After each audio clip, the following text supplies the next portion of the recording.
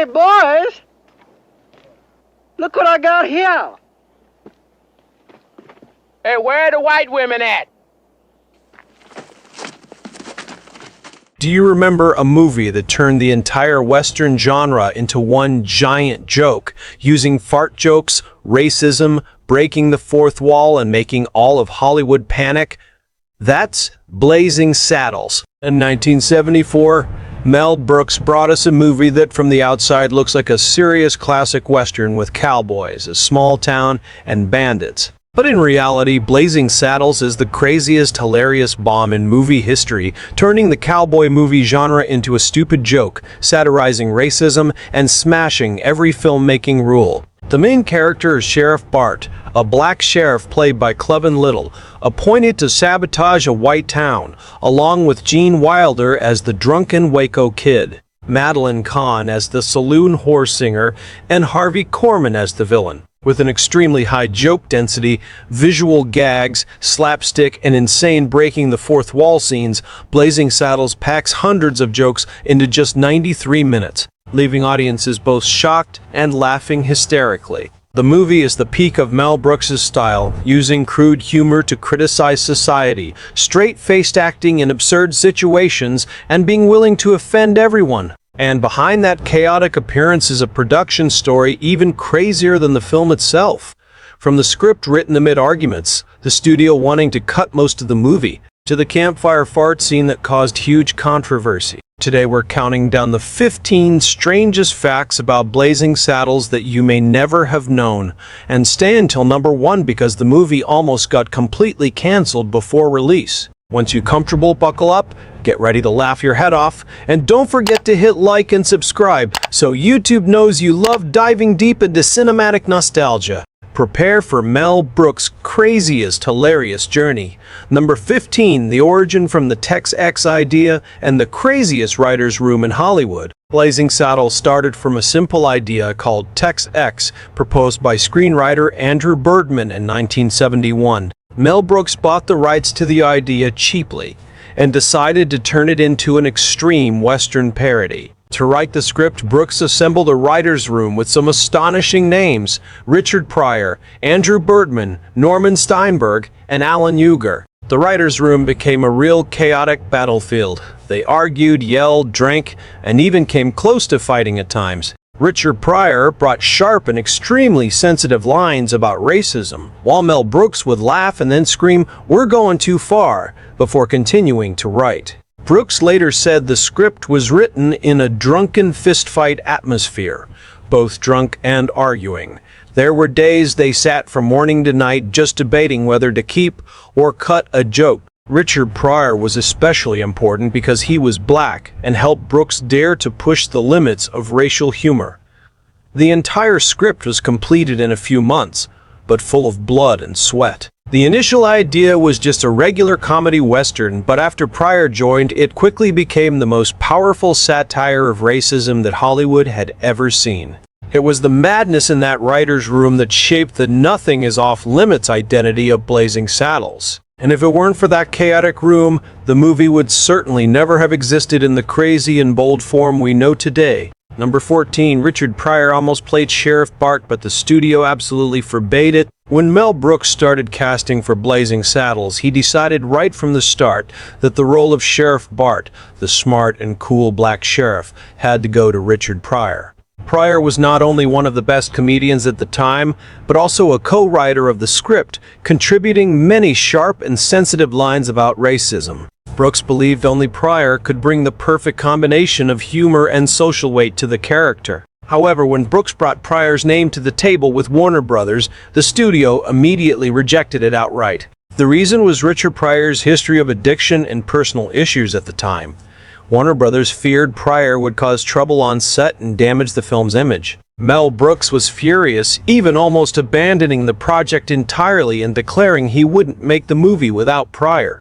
He argued for 3 full days with studio executives. In the end, it was Pryor himself who advised Brooks to continue instead of quitting. Pryor told Brooks, "Go make the movie, pick someone else for my role." Thanks to that advice, Brooks chose Cleavon Little, a talented stage actor but less famous, for the role of Sheriff Bart. Even though he didn't get the lead role, Richard Pryor still left a big mark through the script and many classic lines. Number 13. Gene Wilder saved the Waco Kid role at the last minute in a chaotic situation. When Blazing Saddles started filming, the role of Waco Kid, the drunk but extremely skilled gunslinger, had been given to Gig Young, a veteran actor. However, on the very first day of shooting, disaster struck. Gig Young showed up heavily drunk, vomiting everywhere, and couldn't deliver a single line. The crew had to stop filming urgently and rush into the hospital. Mel Brooks panicked because the shooting schedule was tight and couldn't be delayed. In desperation, Brooks remembered his good friend Gene Wilder and called him urgently in New York. Wilder was at home, took the call, and had Brooks read the script over the phone.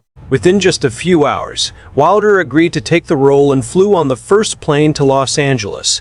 When Wilder landed, he barely had time to rest and had to read the script one last time on the way to the set. That same afternoon, Gene Wilder stepped onto the set and started playing Waco Kid without any rehearsal. Wilder's last-minute appearance saved the entire shooting schedule. The chemistry between Wilder and Cleavon Little exploded immediately, creating one of the most classic comedy duos on screen. Gene Wilder later said he only had a few hours to prepare, but felt the role was written specifically for him. If Gene Wilder hadn't shown up at the right moment, Blazing Saddles might never have finished on schedule and would have lost one of its most iconic characters. This was the most miraculous rescue moment in the film's production history. Number 12. Madeline Kahn and the surprising Check the Legs audition. When Mel Brooks needed an actress for the role of Lily Von Stupp, that classy saloon whore singer, he held a special audition with Madeline Kahn. Brooks had heard about Kahn from her role in What's Up, Doc, and wanted her to play the Marlene Dietrich parody. During the audition, Mel Brooks suddenly asked Madeline Kahn to stand up and lift her skirt so he could check her legs. This was a direct parody of Marlene Dietrich's style in old movies. Without hesitation, Madeline Kahn smiled, stood up, slowly lifted her skirt high, and even spontaneously sang a segment of a song off-key in an extremely funny way. Brooks and the whole crew burst out laughing at her confidence and wit. After just a few minutes, Brooks immediately declared, "You've got the part." Madeline Kahn not only got the role, but also added many humorous details to the character herself, including the "I'm Tired" song with a trembling, off-key voice and extremely funny expressions. On set, she continued to show professionalism and excellent improvisation, turning Lily Von Stupp into one of the most classic and beloved female characters in Blazing Saddles. Brooks later admitted that the check the legs moment in the audition made him 100% sure that Madeline Kahn was the perfect choice. Her wit, lack of inhibition, and natural comedic talent made the role perfect. This quirky audition story is not only a fun anecdote, but also shows Mel Brooks's filmmaking style. He wanted actors to dare to do crazy things to create laughter. Madeline Kahn was one of the brightest stars in Blazing Saddles, thanks to that memorable audition. Number 11. The campfire fart scene and the special sound recording that shocked comedy history the most. In Blazing Saddles, there is a scene where cowboys sit around a campfire at night, and after eating beans, they start farting continuously, creating a nearly 1-minute-long fart symphony. Mel Brooks pushed this scene to the extreme to satirize the romantic cowboy image in classic westerns. When the scene was test-screened, both audiences and the studio were heavily shocked. Many people thought it was vulgar and should be cut immediately. But Mel Brooks insisted on keeping it because he believed it was perfect for destroying the serious cowboy image. To make this scene as realistic as possible, the post-production team spent an entire day recording fart sounds in a special way. They didn't use ready-made sound effects, but invited a group of real people to fart into microphones in the recording studio. Mel Brooks said they tried many different methods, changing the type of beans, changing sitting positions, even changing eating times to get the most diverse and natural sounds. In the end, they mixed dozens of different fart sound layers to create that classic humorous symphony. The campfire fart scene quickly became one of the most controversial moments in the movie. Many audiences laughed hysterically, but quite a few reacted strongly and said the movie was too crude. Nevertheless, Mel Brooks kept the scene intact and considered it a symbol of Blazing Saddles' nothing is too much spirit. This scene is not just a crude joke, but also Mel Brooks' way of using humor to smash every rule and the fake romantic image of the Western genre. More than 50 years later, the campfire fart scene remains one of the most mentioned and shocking comedy scenes of all time. Number 10. The white handkerchief trick. How Mel Brooks kept the crew from laughing hysterically during Blazing Saddles. Throughout the filming of Blazing Saddles, one of the biggest problems Mel Brooks faced was that the entire crew and cast kept breaking takes because they couldn't control their laughter. The lines and situations in the script were so insane that just one look or one line was enough to make everyone double over laughing. To solve this problem, Mel Brooks came up with an extremely creative and funny solution: the white handkerchief trick. He bought thousands of white handkerchiefs from Woolworths and distributed them to the entire crew. The rule was simple. Anyone who felt like laughing during a take had to quickly bite down hard on the white handkerchief to suppress the laughter. Mel Brooks stood behind the camera and just by looking at the sea of white handkerchiefs knew exactly how funny the scene was. If he saw too many white handkerchiefs appear, he knew the take would be very good. Leslie Nielsen hadn't appeared here yet, but Gene Wilder, Cleavon Little, Madeline Kahn, and Harvey Korman all had to use this trick many times. There were scenes where they had to bite the handkerchief so hard that tears streamed down their faces from holding back laughter. Brooks later said the white handkerchief became the most important tool on set, even more effective than reminding the actors. Thanks to this trick, Mel Brooks was able to control the broken takes and keep the shooting schedule stable. The white handkerchief trick was not just a temporary solution, but also became a famous anecdote in Mel Brooks' film production history. It shows he was willing to use every method, even silly ideas, to achieve perfect laughter on screen. Number 9. The studio wanted to cut most of the movie and replace the lead actor. Mel Brooks' fierce battle. After completing the rough cut of Blazing Saddles, Mel Brooks screened it for Warner Brothers executives. The result was one of the most tense test screenings in Hollywood history. When the lights came up, the entire meeting room fell into dead silence. The studio big shots sat stone-faced, not laughing, not saying anything. Then they bluntly declared they wanted to cut nearly half the movie. They demanded to cut the entire campfire fart scene, cut most of the lines containing the N-word, cut the breaking the fourth wall scenes, and even demanded to replace Cleavon Little with a white actor for the Sheriff Bart role because they believed audiences would not accept a black sheriff at the center of the movie. Mel Brooks was furious. He stood up, crumpled the studio's notes into a ball of paper, threw it straight into the trash, and declared, "If you cut my movie, then you make the movie yourselves. I'm done." Brooks almost quit the project entirely and had prepared to sign resignation papers. In the end, thanks to the contract having a final cut clause, final rights belonged to the director, Mel Brooks was able to keep most of what he wanted. The studio was forced to compromise, but they still required cutting some sensitive scenes before wide release. This battle lasted many weeks and left Brooks exhausted. However, it was thanks to his determination that Blazing Saddles kept its crazy, bold, and sharp satirical spirit as we know it today. If Mel Brooks had given in to the studio at that time, the movie would certainly have become a safe, bland comedy western version that would quickly be forgotten. This event became a symbol of Mel Brooks' no-compromise spirit in protecting his artistic vision. Number 8. Frankie Laine sang the theme song without knowing it was a comedy, one of Mel Brooks' biggest jokes. When Mel Brooks needed a theme song for Blazing Saddles, he wanted a classic Western-style song that was majestic and serious to create humorous contrast with the movie's content. He chose Frankie Laine, the Western music legend who had sung themes for many famous cowboy movies like Rawhide. Brooks deliberately did not tell Frankie Laine that Blazing Saddles was a comedy parody. He only sent the lyrics and asked Laine to sing with all the seriousness and emotion as if he were singing for a real Western drama. Frankie Laine believed this was a serious cowboy movie, so he sang with a powerful, dramatic, and deeply emotional voice. The result was that the theme song Blazing Saddles sounded so majestic and epic that many people thought it was real movie music. Mel Brooks later laughed and said he had tricked Frankie Laine perfectly.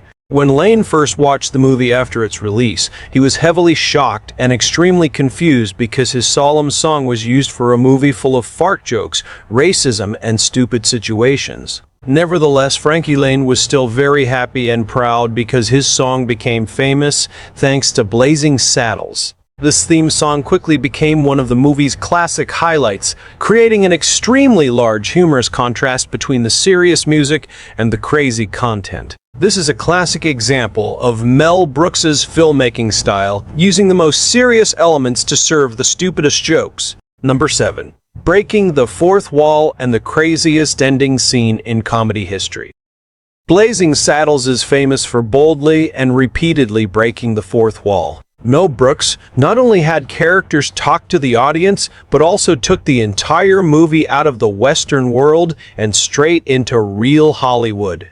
The peak of the madness is the final scene. When the big fight between the townspeople and the bandits is happening in chaos, suddenly the camera pulls back wide, and the audience discovers the entire fight is taking place on a real Warner Brothers movie studio backlot. The cowboys continue fighting, running to other sound stages, smashing up the commissary, the studio cafeteria, colliding with other actors and crew members who are eating lunch. Then they run out onto Hollywood streets, onto a tourist bus, and finally crash into a real movie theater that is screening Blazing Saddles itself. In the theater, the on-screen audience is watching the exact same movie the real audience is watching. Mel Brooks didn't just break the fourth wall once, he completely shattered the boundary between film and reality. This scene required extremely complex coordination, building multiple connected sets, using hundreds of extras, and shooting continuously without cuts. Brooks and the crew almost went crazy having to move cameras, actors, and props between different sound stages in the studio.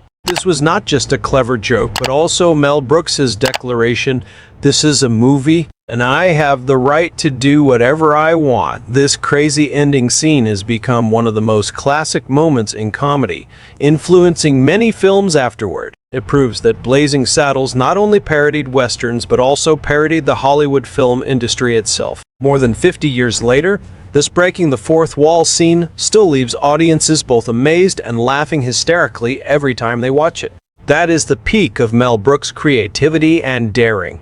Number 6. John Wayne turned down the role but still called the movie too blue. When Mel Brooks was preparing the cast for Blazing Saddles, he sent the script to John Wayne, the ultimate icon of the Western genre, and invited him to play the Waco Kid. John Wayne was Brooks' dream choice because he wanted a real Western star to parody.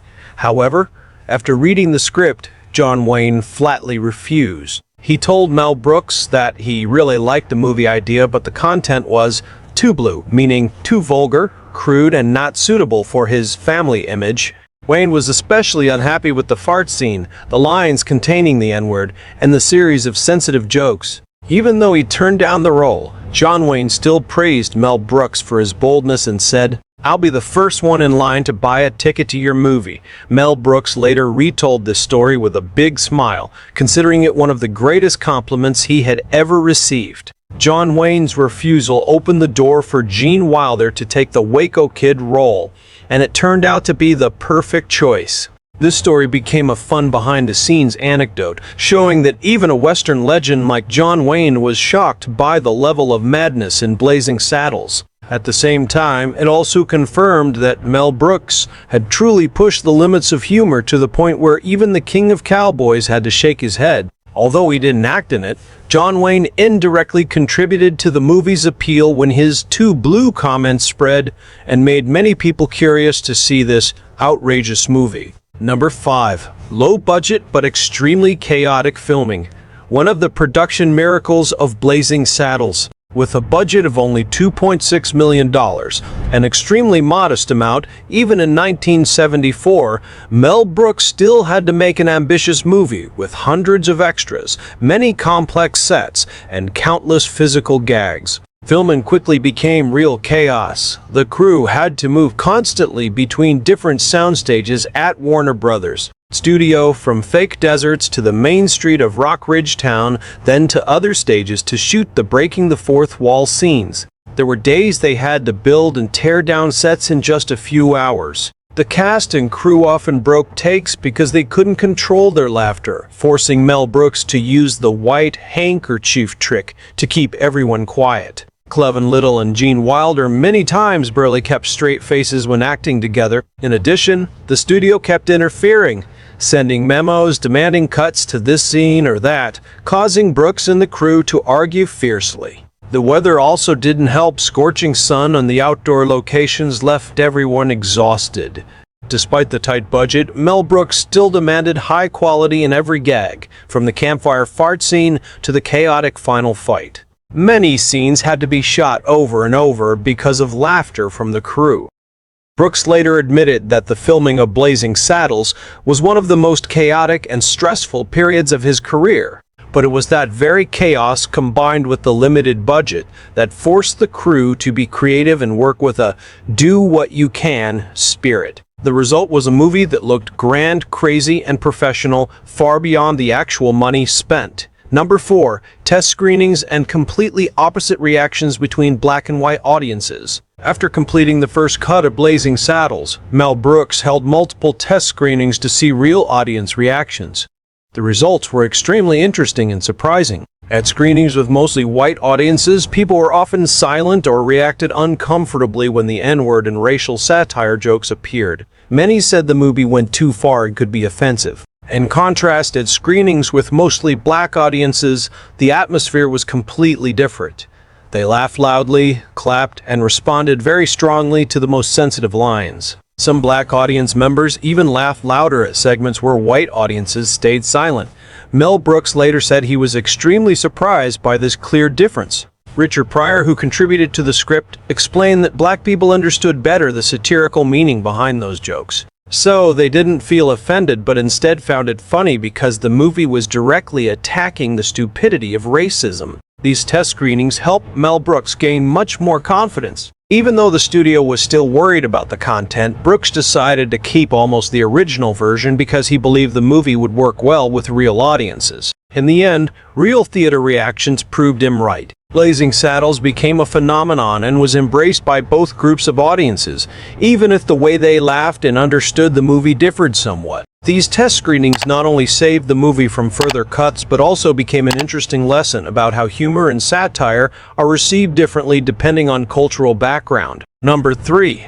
Dom DeLuise in the role of Governor Maine. One of the craziest and funniest roles in Blazing Saddles. Mel Brooks gave his close friend Dom DeLuise the role of Governor William J. Maine, the stupid, greedy, and extremely ridiculous governor of the state. This role was almost written specifically for DeLuise because Brooks knew he could turn stupid situations into masterful comedy. Dom DeLuise played the part perfectly with an exaggerated style, extremely rich facial expressions, and a high-pitched voice. Especially the scene where he gives a serious speech while picking his nose with his finger, or the scene where he sits on a chair and farts.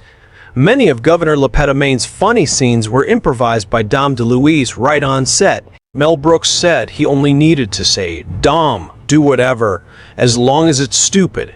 And DeLuise would immediately create crazy antics that made the whole crew burst out laughing. There was one time DeLuise performed so well that Brooks had to stop the camera because the entire crew couldn't stay serious. This role not only brought big laughs, but also created perfect contrast with the straight characters of Cleavon Little and Gene Wilder. Dom DeLuise later admitted this was one of his favorite roles of his career because he was given complete freedom to go wild, thanks to the role of Governor Maine. DeLuise made an important contribution to making Blazing Saddles even more chaotic and fun. The scene of him appearing with a handlebar mustache, feathered hat, and arrogant but stupid attitude remains one of the movie's most classic images. Number 2. Massive box office success and becoming the #1 movie of 1974. When Blazing Saddles officially released in February 1974, no one expected that a crazy Western comedy with a budget of only $2.6 million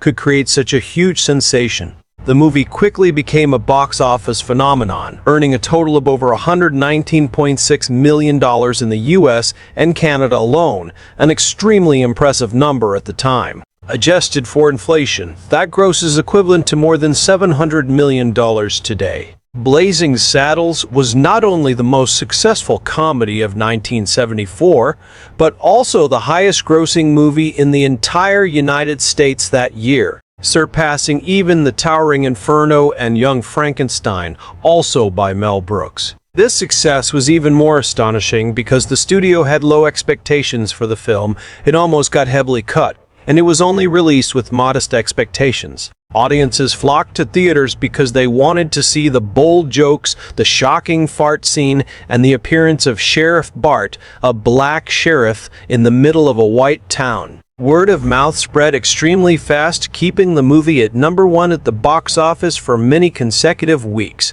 Mel Brooks later laughed and said he never dared dream of such huge success. The massive box office of Blazing Saddles proved that his no-limits comedy formula could actually make big money. This success also launched Mel Brooks's directing career into orbit, leading to a series of classic comedies afterward, like Young Frankenstein, Silent Movie, and History of the World, Part I. More than 50 years later, Blazing Saddles remains one of the highest-grossing comedies in history when measured by profit ratio to budget. From a project that almost got canceled, Blazing Saddles became a box office blockbuster and confirmed Mel Brooks's position as a comedy master of Hollywood. Number 1. Immortal legacy, National Film Registry, and controversies that are still hot today. Blazing Saddles is not just a successful comedy from 1974, but also one of the most important works in American film history. In 2006, the movie was officially selected for the National Film Registry of the Library of Congress for culturally, historically, or aesthetically significant value. This is the highest recognition for a film, proving that Blazing Saddles not only makes people laugh, but is also a sharp satire about racism and American society. Mel Brooks used crude humor, fart jokes, sensitive language, and breaking the fourth wall to smash the fake romantic image of Westerns while directly mocking the stupidity of racism. However, to this day, the movie still causes major controversy. Many people argue that the constant use of the N-word and racial jokes is excessive and even potentially harmful. Some modern streaming platforms even have to add content warnings before showing the movie. Mel Brooks has repeatedly defended his film, asserting that he used humor to attack racism rather than support it. He once said, "I'm not making fun of the victim. I'm making fun of the bully." Despite the controversy, Blazing Saddles is still recognized as a comedy masterpiece and one of the bravest movies Hollywood has ever produced. More than 50 years after its release, the film is still widely watched, taught in film classes, and continues to make audiences both laugh hysterically and think about society. From a project that almost got canceled by the studio, Blazing Saddles became a symbol of daring, creativity, and the nothing is too much spirit in comedy. This is the greatest legacy Mel Brooks left for world cinema. And those are the 15 strangest facts about Blazing Saddles, 1974, the movie that turned the entire Western genre into a chaotic, bold joke. From the crazy writer's room, the campfire fart scene, the white handkerchief trick, to the battle with the studio and the fourth wall-breaking ending, Blazing Saddles is the clearest proof of Mel Brooks' no-limits filmmaking style. Despite the low budget, despite almost being canceled, the movie still became the #1 blockbuster of 1974 and was preserved in the National Film Registry for its great cultural value. More than 50 years later, Blazing Saddles still makes audiences laugh hysterically and think about society. Which fact impressed you the most? The campfire fart scene, Gene Wilder saving the role at the last minute, or the white handkerchief trick? Let me know in the comments below and share with me. If you like this series, don't forget to hit like, subscribe, and turn on notifications so you don't miss the next episode. Thank you for watching. And remember, keep that white handkerchief ready, because with Mel Brooks, anything can happen.